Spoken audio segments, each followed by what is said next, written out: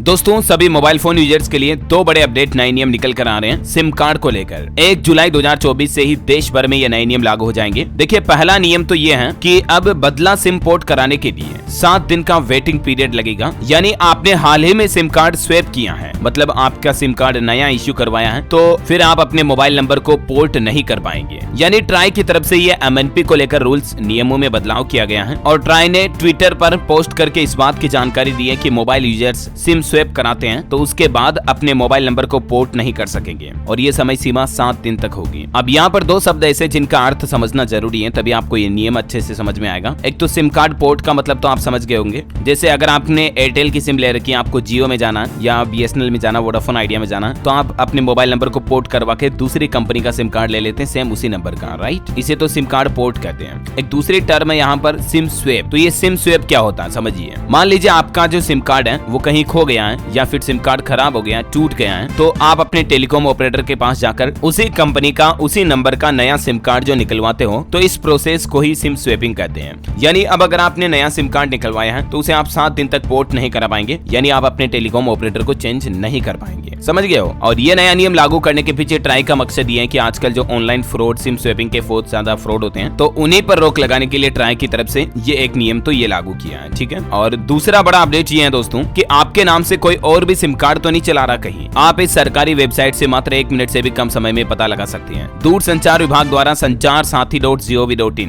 ये पोर्टल शुरू कर रखा है। इस पोर्टल पर जब आप आओगे तो होम पेज पर आपको ये बैनर भी मिलेगा, no mobile connections in your name. जब आप इस पर क्लिक करोगे तो आपके सामने ये नया पेज खुलेगा। यहाँ पर आपको अपना मोबाइल नंबर डालना है, फिर ये कैप्चा डाल के आपको अपना ओटीपी डालना है। इसके बाद आपको ये पता चल जाएगा कि आपके नाम पर कौन कौन से कनेक्शन, कौन कौन कहाँ सिम कार्ड चला रहा। अच्छा, ये जानकारी पता होना बहुत जरूरी है क्योंकि आए दिन इस तरह के नए फ्रॉड भी हो रहे। देखिए जरा आप, दिल्ली एनसीआर की ये घटना है। 200 का सिम कार्ड 1300 में बेचा जा रहा। देश की सुरक्षा को खतरा है। भारी मात्रा में विदेश जा रहे हैं भारतीय सिम और इनका इस्तेमाल किस कामों में किया जाता है, तो आरोपियों ने ये भी खुलासा किया कि इन सिम कार्ड का इस्तेमाल गेमिंग ऐप और चीनी क्रिप्टो मुद्रा ऐप से ठगी करने में इस्तेमाल किया जाता है। मतलब भारतीय लोगों को पता ही नहीं है उनके नाम पर सिम कार्ड फर्जी एक्टिवेट कर करके विदेशों में बेचे जा रहे हैं उन सिम कार्ड को। समझ रहे हो। ऐसे में आपको ये पता होना चाहिए कि आपके आईडी कार्ड पर आपके नाम पर कहीं कोई और तो सिम कार्ड नहीं चला रहा, वरना फिर आपके साथ ठगी हो सकती है। और ई सिम को लेकर भी एक रिपोर्ट सामने आई थी हाल ही में। मैंने आपको बताया भी था कि ई सिम भी खतरे में है। ई सिम के जरिए आपके बैंक अकाउंट में भी सेंध लगा सकते हैं हैकर्स। FACCT ने ई सिम यूजर्स को अपने फोन की सिक्योरिटी को पुख्ता रखने के लिए कहा है। ई सिम होती है मतलब जैसे ये हमारी फिजिकल सिम होती है, फोन में लगती है ना, वैसे नहीं लगती है। वो सिंपली सॉफ्टवेयर के जरिए इंस्टॉल होती है फोन में। इसे ई सिम कहते हैं, इलेक्ट्रॉनिक सिम। तो हाल ही में एक सिक्योरिटी संस्था ने लोगों को सावधान किया। साइबर सिक्योरिटी फर्म है ये FACCT, जिसने रिपोर्ट में ये भी दावा किया कि अब तक 100 से ज्यादा लोगों के ई सिम को हैकर्स ने पोर्ट करने की कोशिश की है ना। तो बी अलर्ट। उम्मीद है दोस्तों सिम कार्ड से जुड़े कुछ ये महत्वपूर्ण नियम, बड़े बदलाव, अपडेट आपको जरूर जानने मिले होंगे। वैसे आप अभी कौन सी कंपनी का सिम कार्ड इस्तेमाल कर रहे हैं, कमेंट करके बताइए मुझे, एयरटेल, वोडाफोन आइडिया, जियो वगैरह। और इस वीडियो को लाइक और शेयर करना। DLS न्यूज चैनल को सब्सक्राइब करके बेल आइकन जरूर दबा देना। रोजाना ऐसे इन्फॉर्मेटिव काम की खबरें, सरकारी न्यूज समाचार देखते रहने के लिए। जय हिंद, जय भारत, वंदे मातरम।